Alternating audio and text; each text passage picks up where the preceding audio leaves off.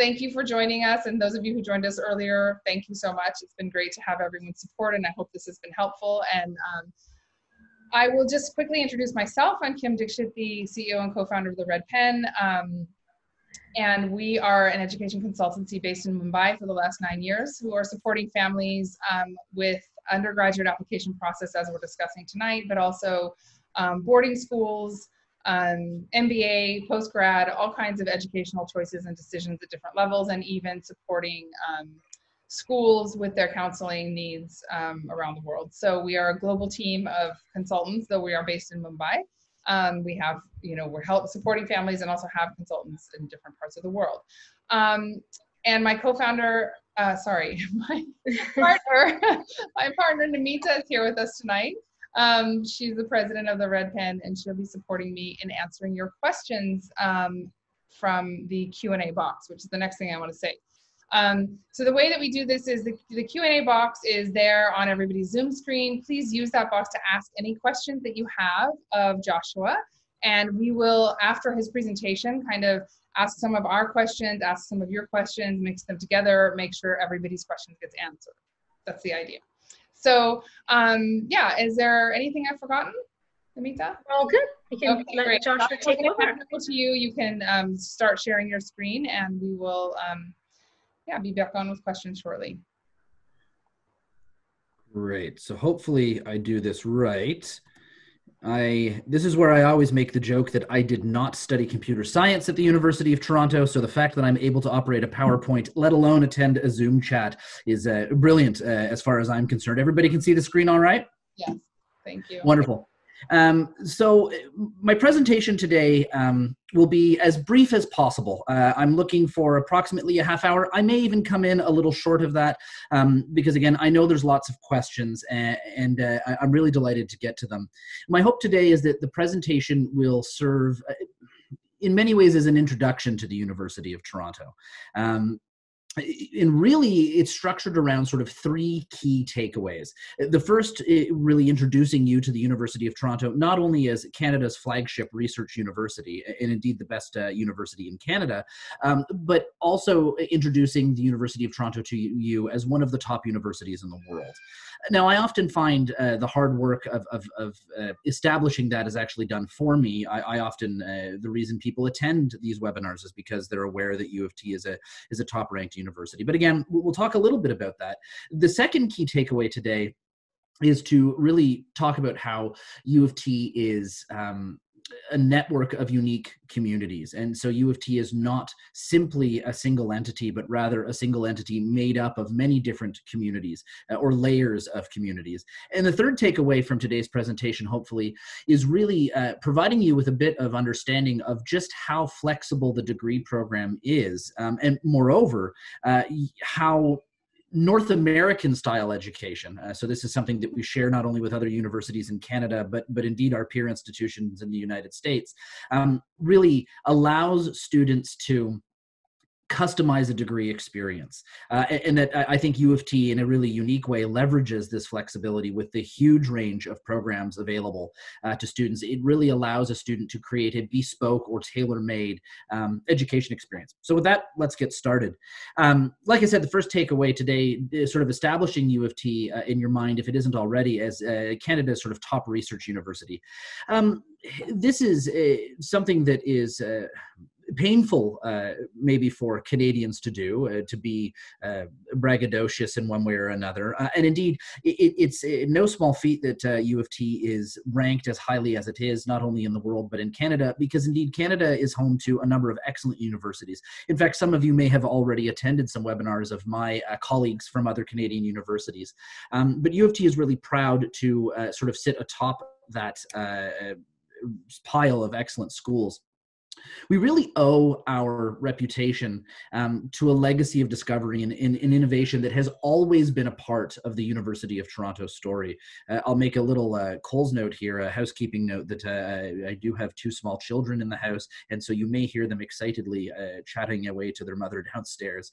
I'll do my best to shout over them. But this legacy of discovery and innovation has not only been part of the University of Toronto story recently. In fact, it's always been a part of the University of Toronto's story and identity. This, of course, lends itself to a global ranking. Now, I always caution students and parents alike when considering global rankings. You must take global rankings with a grain of salt, and different ranking bodies will rank universities differently. And I really try not to lean on global rankings as often as I can. But that said, there is some value in looking at it. And consistently, the University of Toronto ranks amongst the top 20 universities in the world. And when you consider just how many schools there are, how many excellent schools there are in places like Canada, the United States, the United Kingdom, India, it really does provide one really important point. And this isn't to say that we're better than others and as good as some. But what it really is meant to do is to help you appreciate how transferable that degree is, how well the University of Toronto degree travels. When you are ranked as highly as we are, what it really means is that the University of Toronto degree is sought after and lauded in every corner of the world. And this means that if a student is coming from India and hoping to move on to great, exciting things elsewhere in the world, to stay in Canada, or indeed to return home, that University of Toronto degree will travel well with them. Of course, going back to where this reputation stems from, it's not just sort of a legacy of discovery and innovation, but it's the applications of those innovations and that discovery that has helped create an amazing legacy for the university. I'll make a few references right now to just one area of study. We'll look at the sort of Faculty of Medicine and the field of medicine at the University of Toronto. When we talk about global impact and sort of a history of important discovery, in the early 1900s, researchers at the University of Toronto, Banting and Best, discovered insulin. The first electronic heart pacemaker was developed at the University of Toronto. Non-Hodgkin's lymphoma radiation therapy was pioneered at the University of Toronto. Blood transfusions pioneered at the University of Toronto. And perhaps another great example, and something that is a hot topic not only in the field of medicine, but also in the field of things like ethics and society these days, is that two researchers at the University of Toronto are actually responsible for the discovery of stem cells. And again, we're just looking at one of the many fields available at the University of Toronto, but I think this really helps establish sort of this legacy of excellence and research that really has global impacts. Of course, given the current situation in the world and the pandemic, the reason I'm not able to speak to you in person, but rather virtually, all the way from Canada. I think that really highlights why talking about the global impact of medicine and medical research is a valid thing, sort of to look at when you're considering how strong a school might be. Now, the second takeaway from today's presentation, my hope was to sort of help you come to appreciate how U of T is really a network of unique communities. And indeed, I often say that the network of communities that make up the identity of the University of Toronto are in many ways a reflection or mirror image of the city itself. No surprises here. The University of Toronto is located in the city of Toronto. And a few things to sort of establish about the city of Toronto, which I think are important. Many of my friends, I spent years recruiting in the United States before I moved sort of more broadly internationally. I now work almost exclusively with applicants from India. But many of my colleagues in the United States were always surprised to find out that Toronto is actually the fourth largest city in North America. Mexico City, of course, is the biggest, and the only American cities larger than Toronto are New York City and Los Angeles. A number of years ago, we surpassed Chicago in terms of size. And so we're talking about not only the largest city in Canada, but indeed one of the largest metropolitan areas in North America. Now, the advantage that this provides to students is really hard to condense into a few sentences, but one of the things I like to help students come to terms with is a few things. One is that because we are the largest city in Canada, because we are the financial capital of Canada, and indeed one of the major finance capitals and capitals of arts and culture, etc., in North America, students find opportunities outside of the classroom that are readily available, that are hard to find in other excellent universities throughout the continent. The other thing that I like to reinforce, and this will be a bit of a theme through our conversation today, especially when I speak to an international audience, is that the city of Toronto and what's known as the GTA, or the Greater Toronto Area, really stands as the most ethnically diverse city and metropolitan area in the world. 53% of the residents of the city of Toronto and the Greater Toronto Area were actually born outside of North America. So I often make the joke that this means that as a born and raised Canadian and as a born and raised Torontonian, I'm actually a minority in my own city.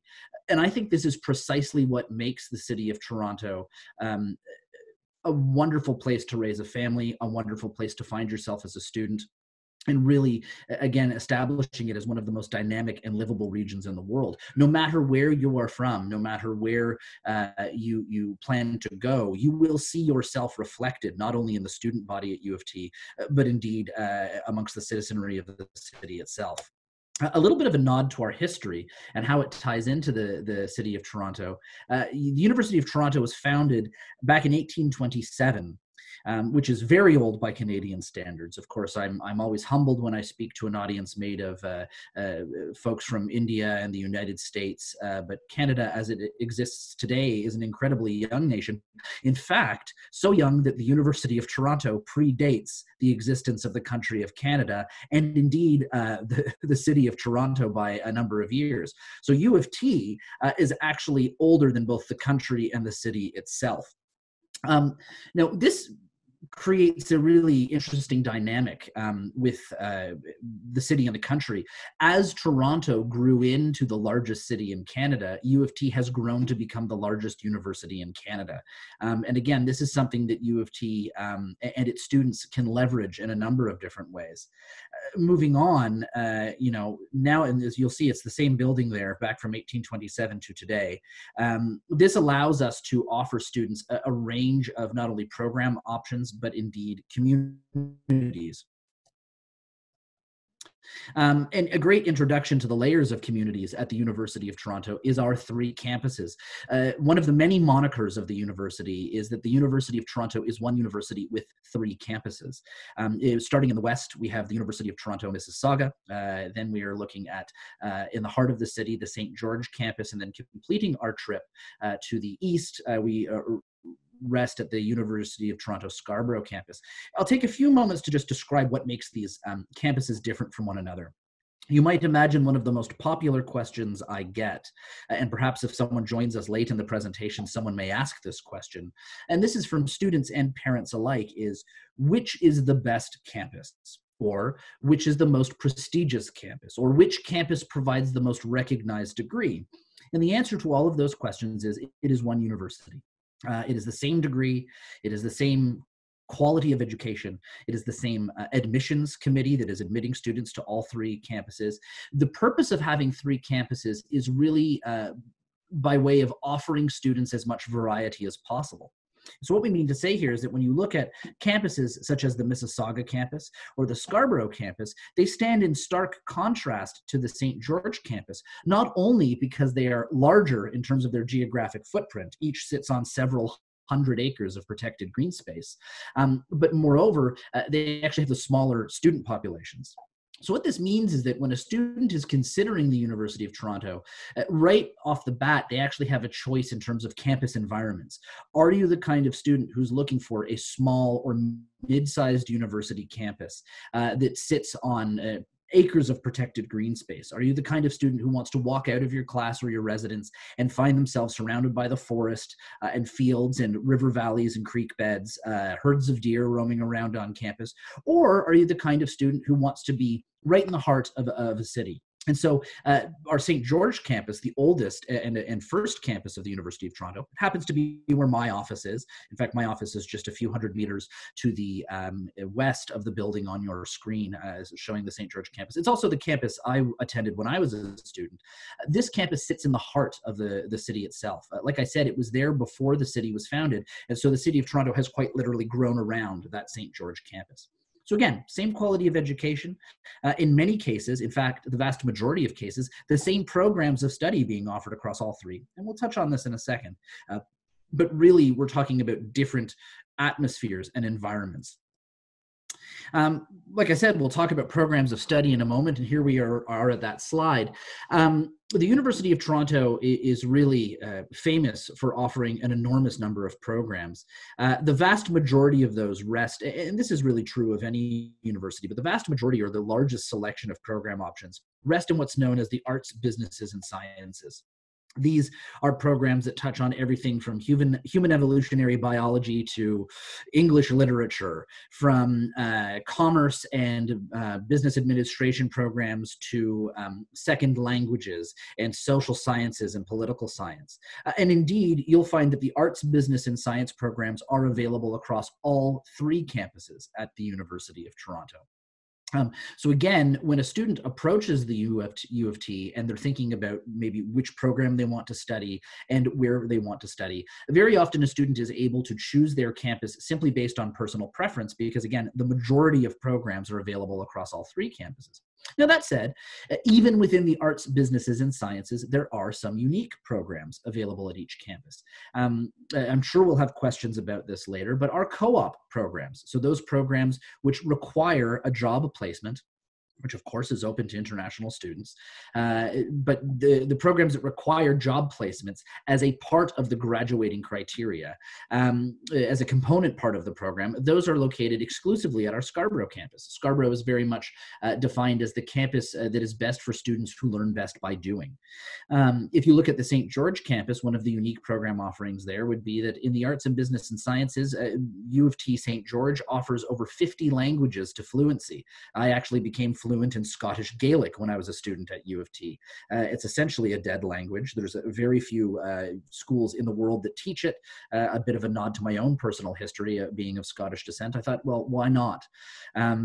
Perhaps my favorite example of a unique program or program offering within the arts, businesses, and sciences is Canada's oldest and most renowned forensic science program, which is exclusive to our Mississauga campus. Now, you'll notice on the screen right now there are some other areas of study. These represent the additional divisions or faculties at U of T, namely the Faculty of Applied Science and Engineering, the Daniels Faculty of Architecture and Landscape Design, the Faculty of Kinesiology, and finally the smallest faculty at the University of Toronto, the Faculty of Music. These faculties, engineering, architecture, kinesiology, and music, are exclusive to the St. George campus. So you'll find arts, businesses, and science programs at Mississauga and at the Scarborough campus, the Faculty of Arts and Science at the St. George campus, and then engineering, architecture, kinesiology, and music at the St. George campus as well.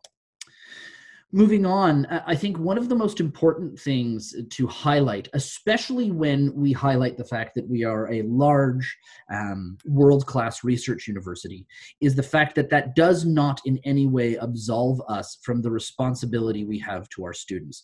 I always make the argument to students that the measure of a university's success, the rankings that a university may brag about and put up on billboards and in advertising campaigns and on view books and websites, all of that boils down to the success of the student. And so we would not be as successful or as respected a university if we didn't have a keen eye on engaging and supporting our students and their community. One of the things I've noticed is that the University of Toronto rarely quotes a lot of statistics. You'll rarely see a lot of demographic statistics quoted in Canadian universities. This stands in contrast to some of our friends in the United States who have a lot of statistics sort of readily available on their page. I'm going to quote a statistic right now that I think provides a really brilliant snapshot of how successful these support support services are for students.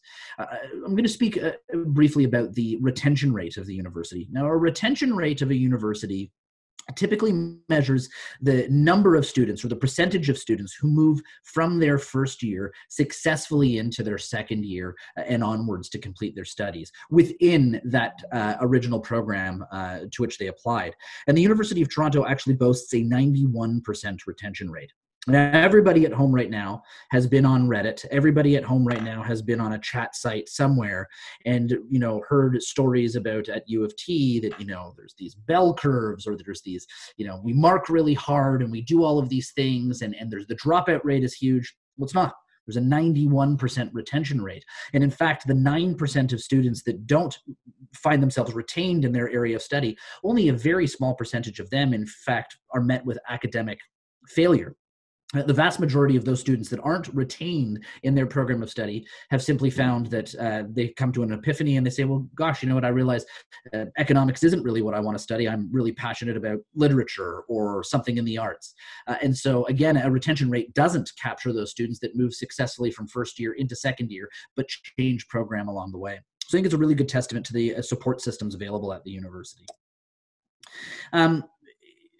Going into our third takeaway from today's presentation, looking really heavily at how you can leverage this amazing number of programs available and the various campuses, both inside and outside classroom experiences, to create a customized education experience. So this is where I highlight the number of programs available at the university. A very common question I get from students, whether it's by email or in person, is, you know, sir, I'm interested in studying this particular subject.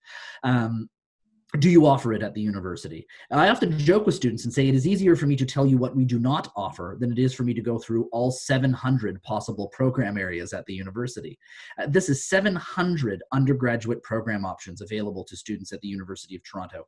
Ultimately, what this means is that not only is it a statistical probability that we offer the program you're interested in fact, we likely offer several, if not more, programs which all touch on what you're interested in. The important thing to remember at this point is that I don't expect you at home to know precisely which program you want to study of these 700, nor does any administrator or faculty member at the University of Toronto. A really defining feature of North American education, and this is what we share with our friends in the United States and elsewhere in Canada, is flexibility. The idea that a student may indicate a general area of interest upon entry to the university, but it isn't until after a year of experience. It's not until after that first year of study that a student, under the guidance of an academic advisor, is able to sort of say, look, this is the area of study I want to focus on. This is what I want to specialize, major, or minor in. And that leads us to this next slide. Many students are familiar with at least the terms major and minor, though they may not really understand what it means. And to be frank, it means different things at different schools. Some things that, or one thing that often catches students off guard is the addition of this word specialist. So at the University of Toronto, when you finish that first year and you're sitting with your academic advisors in your registrar's office and thinking, okay, gosh, you know, what do I really want to focus on? You know, I'll use myself as an example. I knew I was interested in history, but I didn't really know which area of history, and I wasn't really sure how that was going to pan out.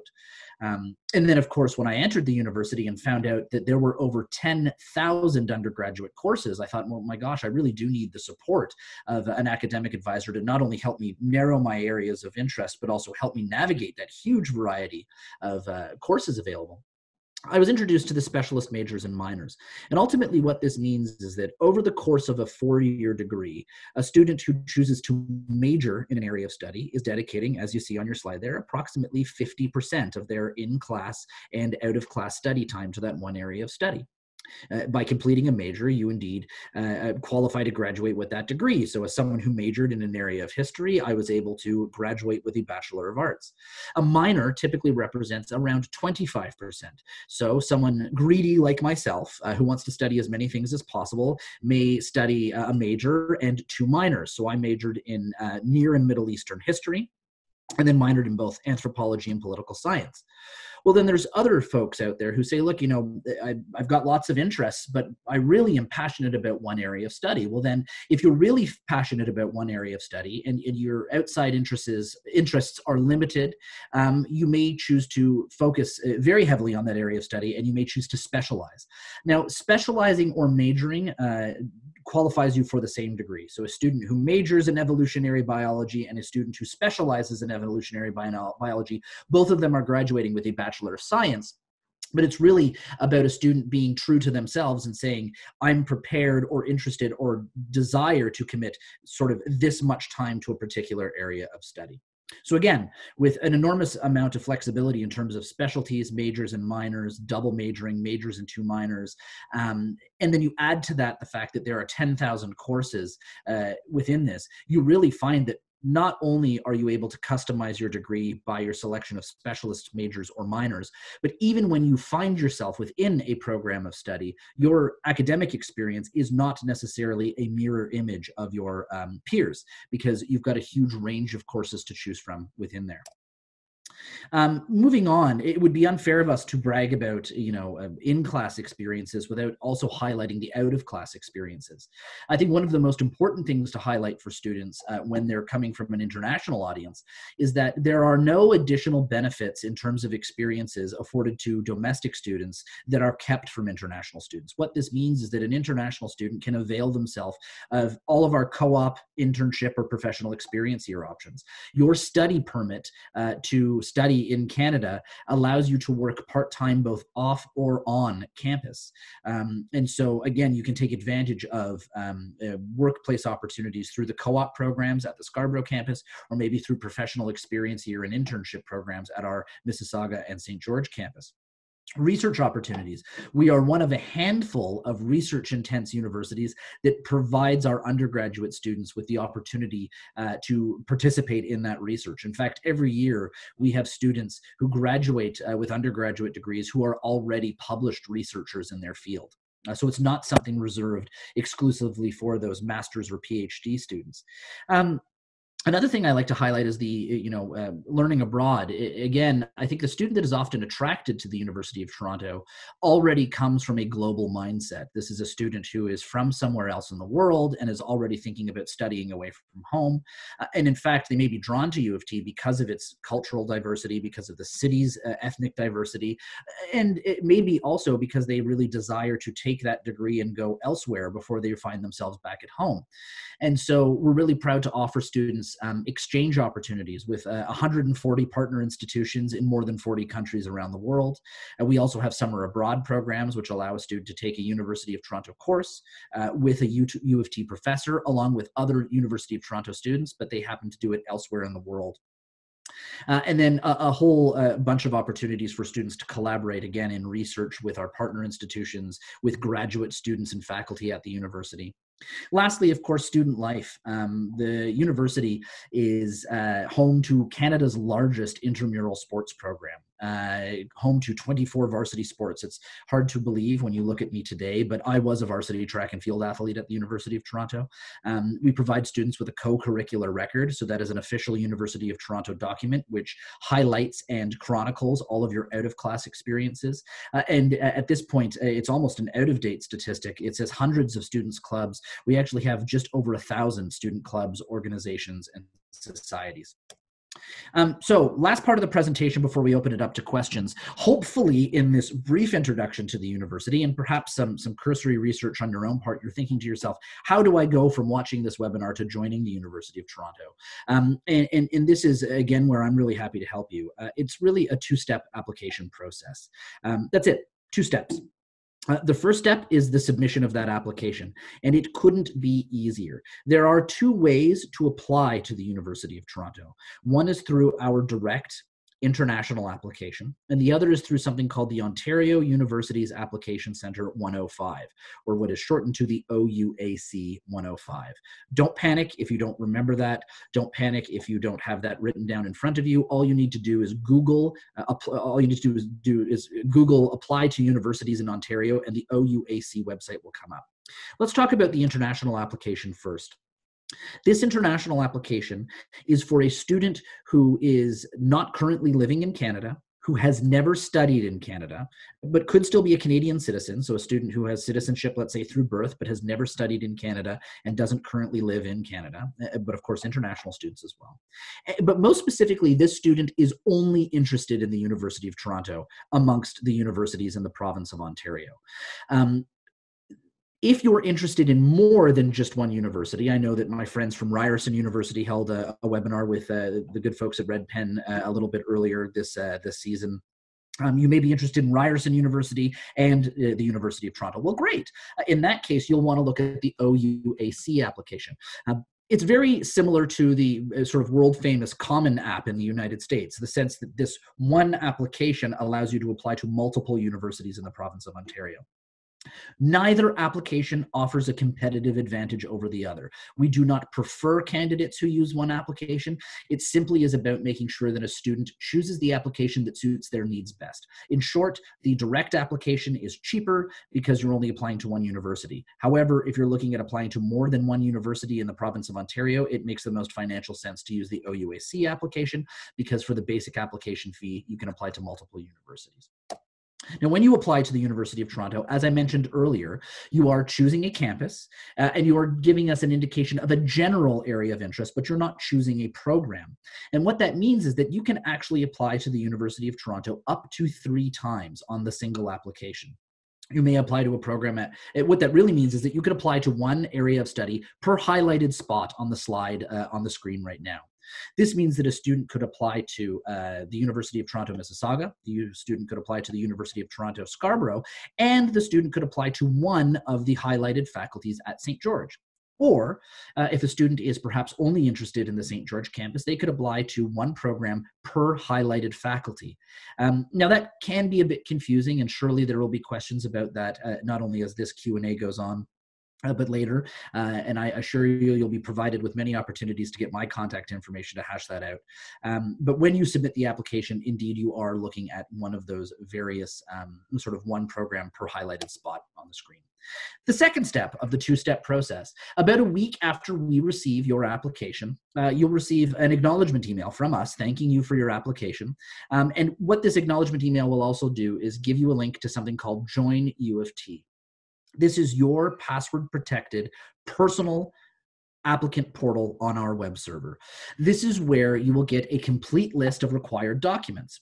So one of the things that students often ask me is, okay, if I'm interested in U of T, what are your minimum admissions requirements? What documents do I need to have on hand? And I always reassure a student that our minimum admissions requirements are a direct reflection of your curriculum, of your education experience.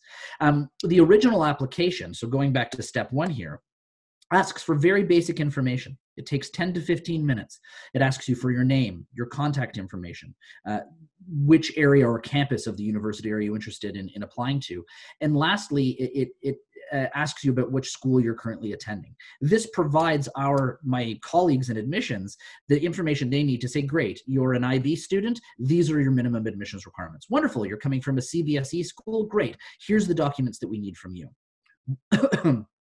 So this is not only where you see which documents are required, it's where you submit your documents, it's where you can track the status of your application. It provides you with all of the necessary information and I suppose methodology behind sort of providing us with the documents we need. One of the things that I really encourage students to do is to log in to Join U of T as soon as possible. As soon as you get access to it, log in. You'll have access to all of the required documents and be able to move forward. It's also where you check the status of your application. You can see, have we received all of the documents? Is there anything else that's needed? I always try to reinforce at this point in the presentation to the students and perhaps the parents and families in attendance, this is the student's application to the University of Toronto. It's not my application. It's not the dear folks at Red Pen. It's not auntie and uncle's. It's not mom or dad's application to the U of T. It's the student's application. And this Join U of T portal puts the power in the hands of the student. When a student emails me and says, can I get an update on the status of my application? I'm delighted to help. What they might not know is that I log on to the same Join U of T portal that they have access to and recite off the same screen they have access to what the status of the application is. So in the time it takes to email me, wait for me to wake up in Canada, check your status and write back to you, you could just log on to your Join U of T account and indeed confirm the status of your application.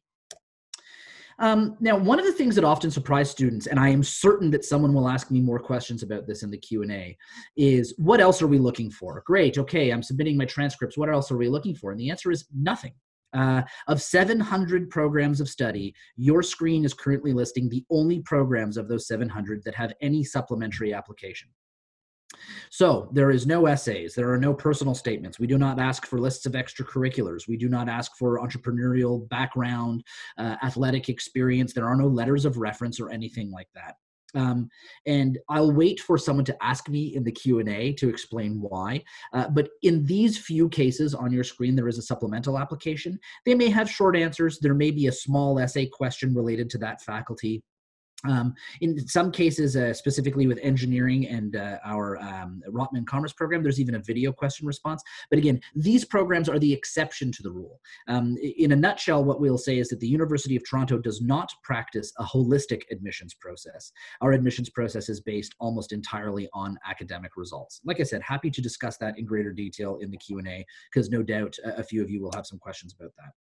English language proficiency. Our website has a great list of all of the tests and various courses with the minimum scores that we accept.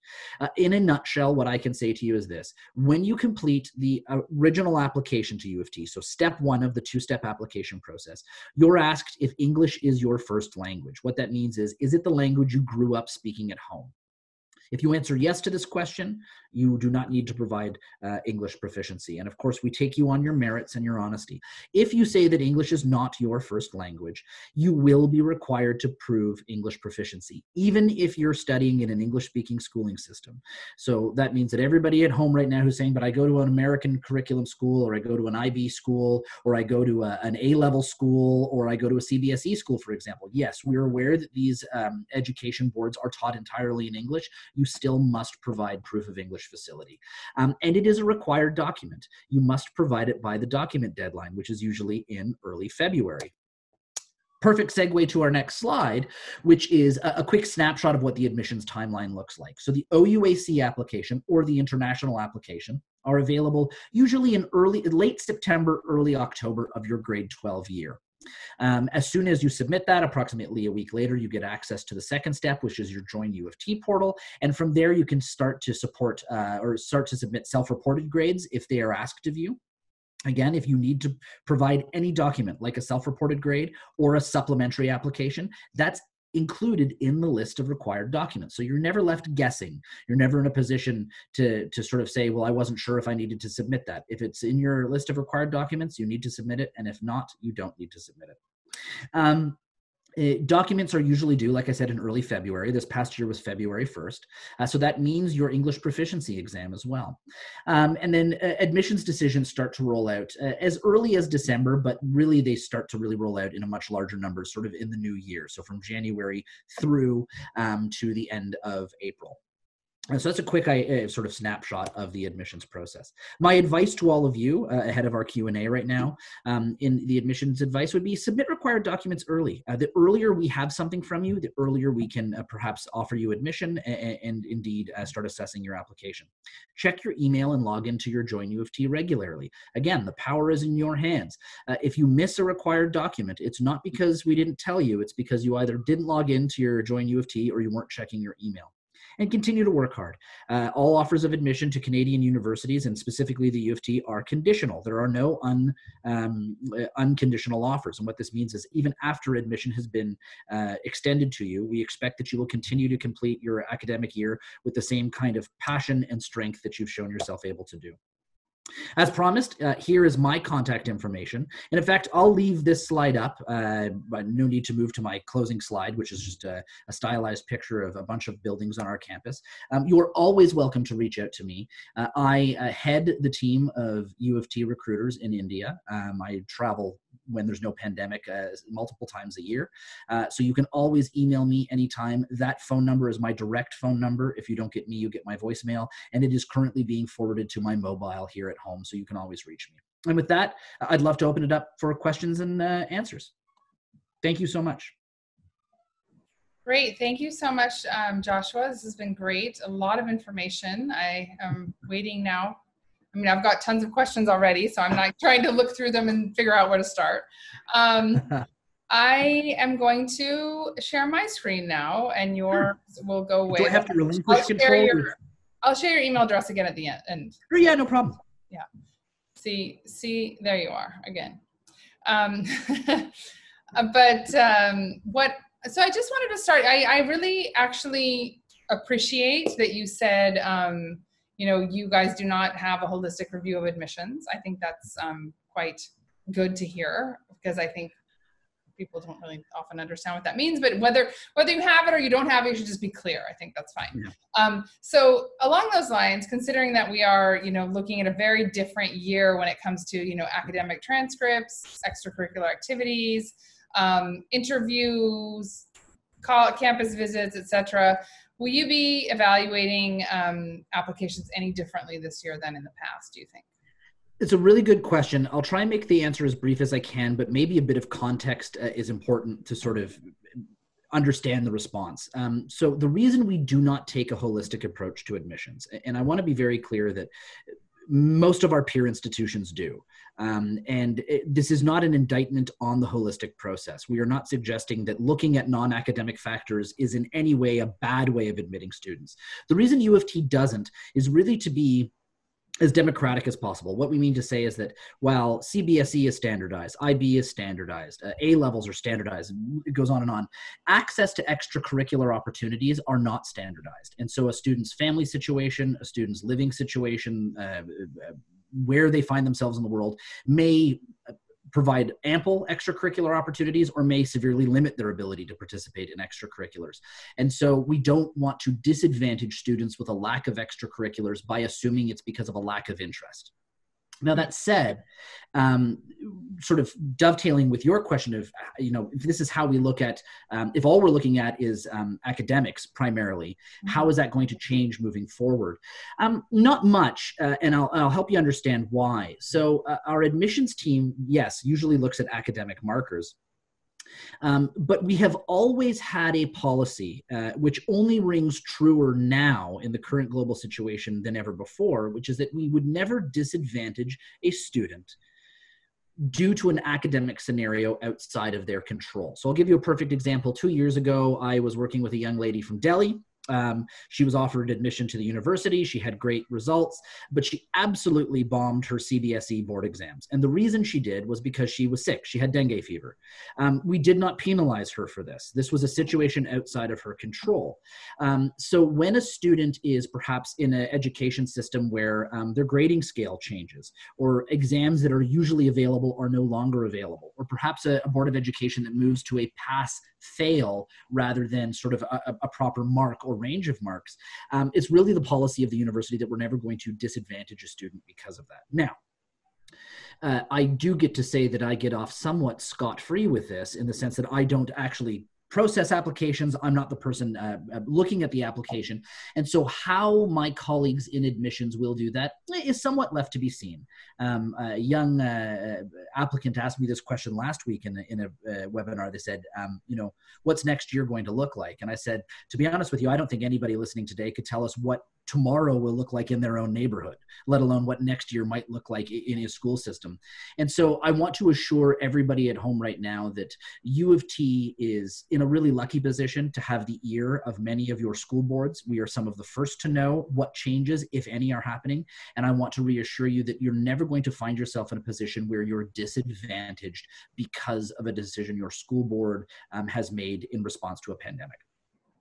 Great. I think that's really helpful. And I think it gives people a little sort of relief about the anxiety around all of this. I think you did mention co-op opportunities, but I think we are having some specific questions come across. One, which I let you answer, but I think I know the answer anyway, is the person who's asking the question is saying that if he heard you correctly, you said engineering is available only at St. George, but co-op is only available at Scarborough. Does it mean engineering students are not offered a co-op? Yes, but that doesn't mean that they don't have a workplace opportunity. And so what I always remind students is that co-op is not a synonym for work placement. It is a type of work placement. And so a co-op is a program of study that necessitates a work placement. Part of the degree requirement is a work placement, whereas an internship, or what's known as a professional experience year, are added experiences that a student can enhance their degree with. So students at the St. George campus, engineering, or the Mississauga campus have full access to internship and professional experience year options. The only difference here is not because one's paid and one's unpaid, they're all paid. It's not because one is a more well-resourced program than another. It's just to say that a student who wants a highly structured experience that doesn't give them the option to not have a work placement, they're looking at programs at Scarborough. Whereas a student in engineering who may want to take advantage of an internship or a professional experience year, a fully resourced program is available to them. It's just a different form. Okay, great. So then one of the other questions was, what is a PEY? And that's what it is, professional experience year. Yeah, and just to, again, it sort of sounds self-explanatory, but it's worth hashing out.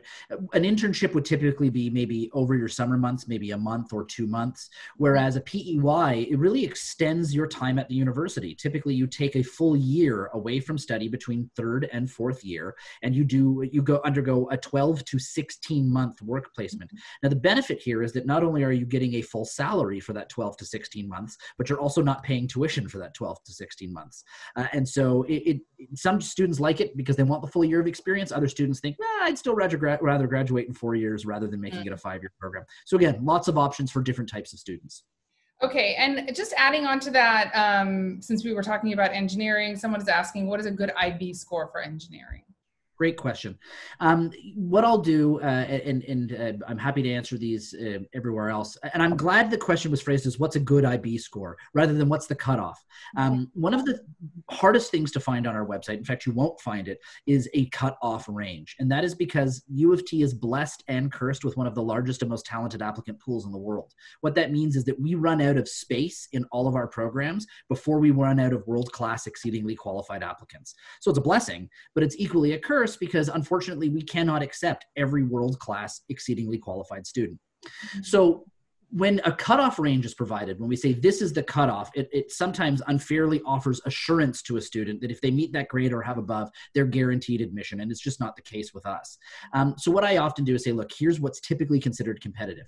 So programs of study, which include engineering, or competitive business programs like Rotman Commerce, and things like computer science. Typically, I would say an IB score in the high 30s, low 40s minimum to be considered competitive out of the whole 45. If we were looking at an A-level student, again, those areas of study, we're looking for A's, A stars. If we're looking at a CBSE program, we're looking at 90 plus in most of those cases. For programs of study in the physical and mathematical or life sciences, so all of the sciences, we're usually looking at IB scores in the mid to high 30s. And then for A-level students, again, in A stars, that's not going to change. And for CBSE students, mid 80s to high 80s. Finally, humanities and social sciences, usually mid 80s for CBSE and like-minded areas of study. And then sort of the low to mid 30s minimum for IBs and things like that. Great. Wow. That's a lot of information. Thank you. And then along those lines, because we were, again, talking about co-op, I have a question about the Canadian, I mean, it's different, but it's work related, so I'm going to ask it.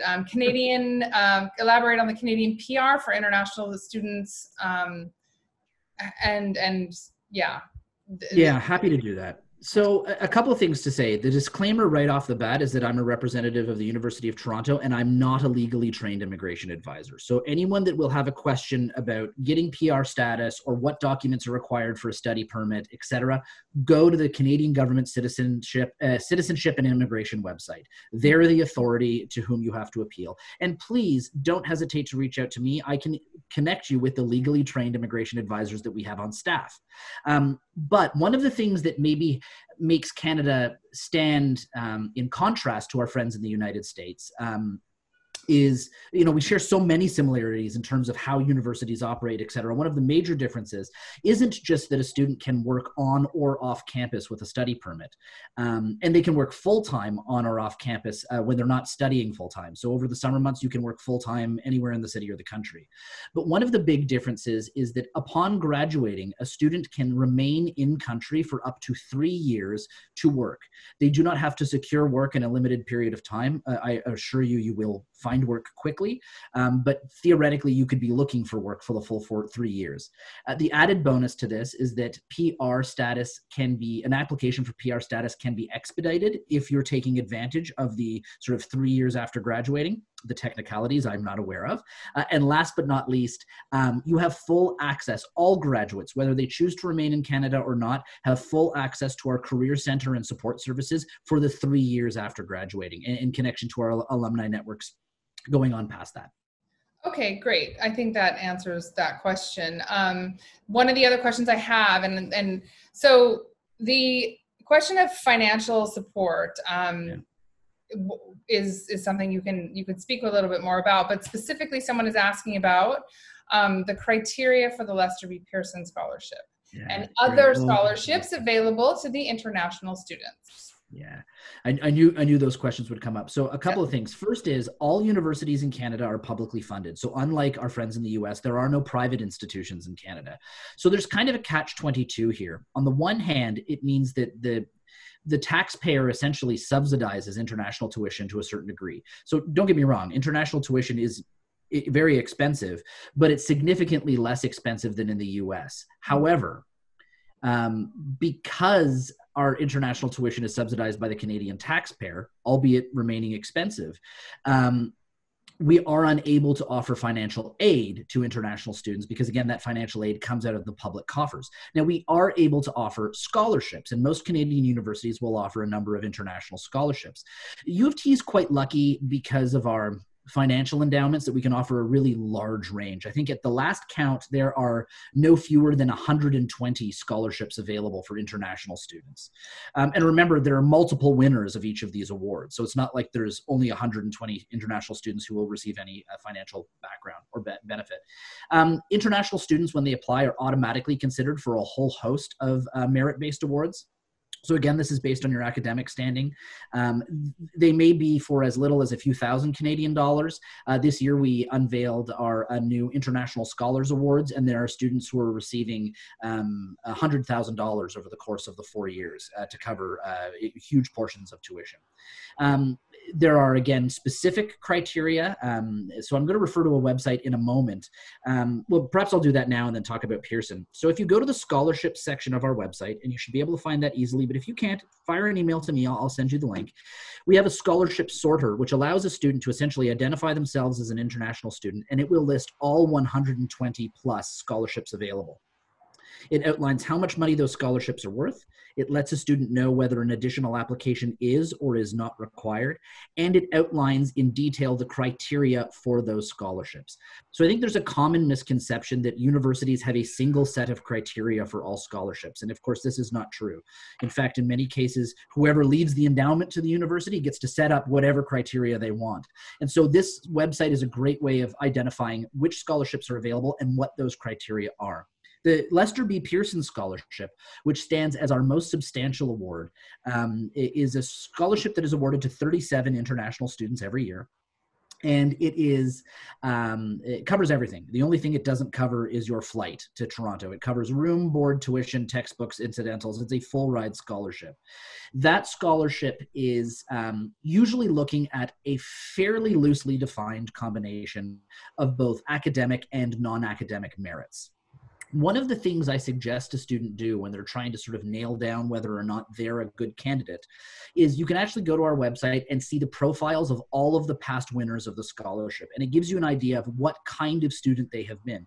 And you'll see there's a huge range. I mean, I met a student last year that was like, there was a young lady from the Singapore International School of Mumbai, and they had observed in-person heart surgeries. Does that mean I have to go and sit in operating theater? The answer is no. But here's an example of a young lady who knew she wanted to go into medicine and took some extra steps to see if she could maybe enrich her own educational experience. I also am always happy to connect a student who's interested in the Pearson Award to my colleagues who sit on the decision board. They're very candid with students. They're really happy to sort of take any questions you have. But again, it's sort of a loosely defined combination of both academic and non-academic merits. Great, thank you. I want to just go to the next question, which is, and I think I can add a lot of questions in here. So you've said a ton. You're available all the time. Besides you and your webinars, what are good resources for students to use to learn about the University of Toronto? And along those lines, I wanted to ask you two things. One is someone's asking about the college system at U of T. And then the other one, someone is asking about what is the class size? Yeah. And then let me see if there's any more that relate to this.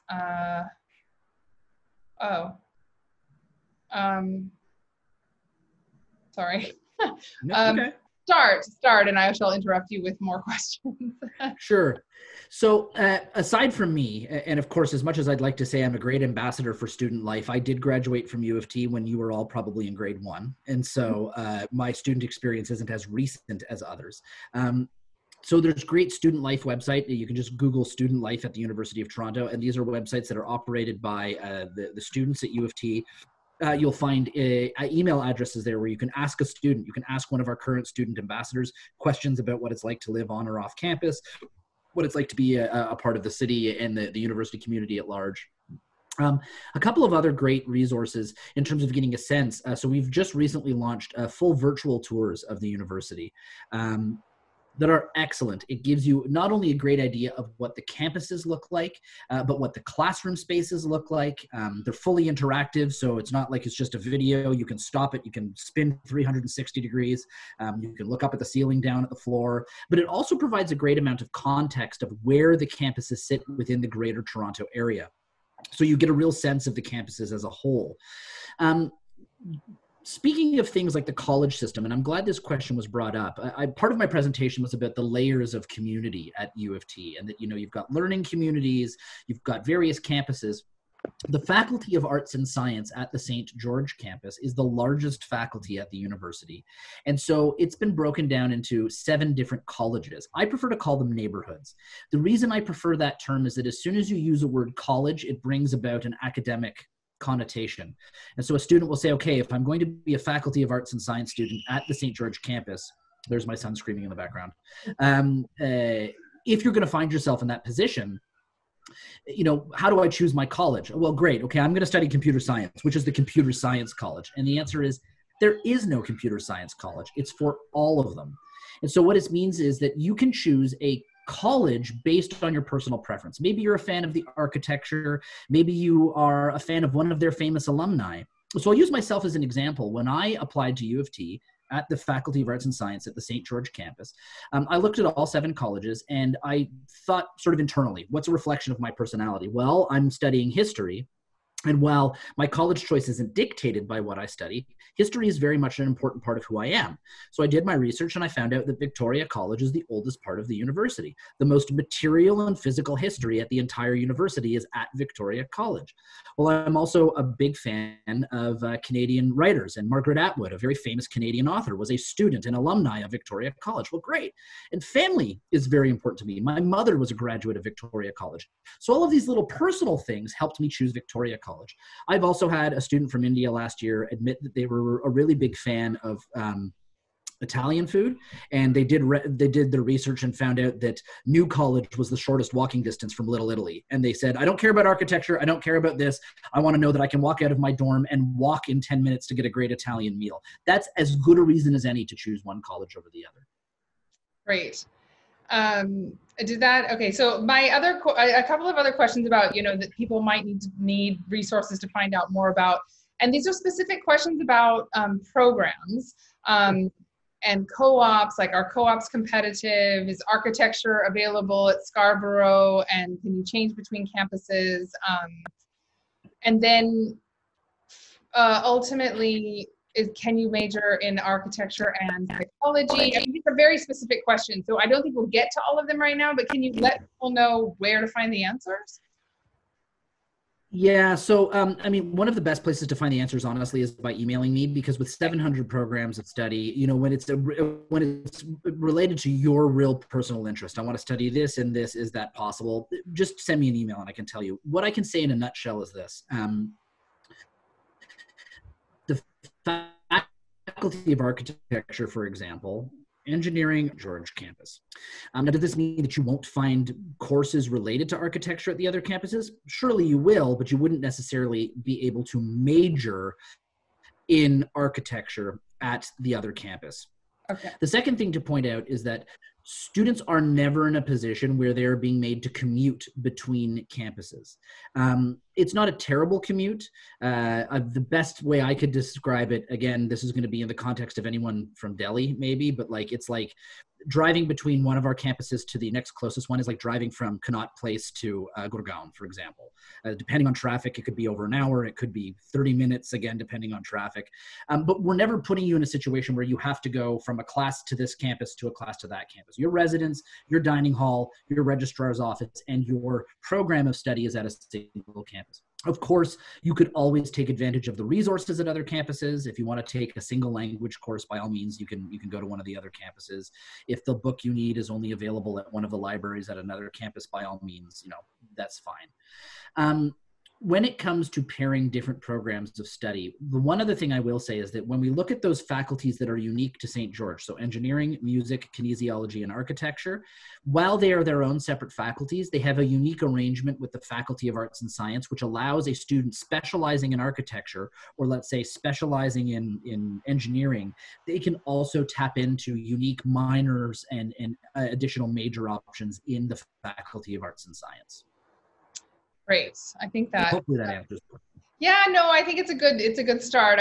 These questions there's so many and they're so specific, and we're actually out of time. So I think what I'm just trying to see if there's I'll tell you what's left and then we can quickly go through. One is, can you talk about the video interview at Rotman? It's only Rotman, right? Or sorry, the video essay. Yeah, so Rotman and engineering both have a video question response. Again, so I can give you a little bit of clairvoyance on that, but only a little bit. One is that it's not an interview and it's not an essay. It's a question and an answer. So you have 1 minute to provide your answer. So it's as much as you can cram into 60 seconds of response. That's all I can tell you. And the reason is, and I'll use my friends from Rotman's response. I ask every year. I say, people ask this all the time. What are you asking them? Why are you asking this question? Right. And the gentleman from Rotman, the gentleman from Rotman says, before you go to a job interview, does the employer give you a pre-approved list of all of the questions they're going to ask? And I say, no, we're not going to tell you. So rest assured, they are typically questions related to your problem solving or your leadership abilities. It's not going to test a pre-existing knowledge of commerce or engineering, for example. They're looking to see what kind of problem solver you are, how you might think on your feet, but it does not test your pre-existing knowledge of the subject matter. But unfortunately, I can't be any more detailed than that because they won't even tell me. Makes sense, though. It makes sense. Just want to see if you can think on your feet, kind of, I suppose. We did have another question just to clarify.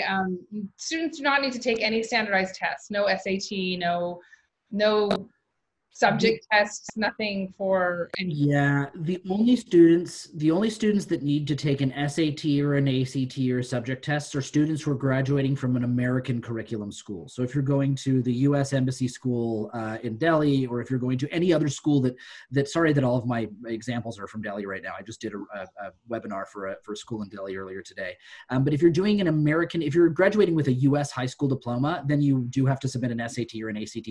But if you're a CBSE student, A-level student, a Canadian school, or anything like that, no, there's no SAT or ACT requirements. Okay. And American school students who are doing the IB, they don't need to, if they're doing the IB. Yeah, as long as if a student is getting both an IB diploma and an American high school diploma, they have to choose which they're applying with. If they choose to apply via their American high school diploma, then they're subject to all of those minimum requirements. But if they're applying as an IB student, they have none of those requirements.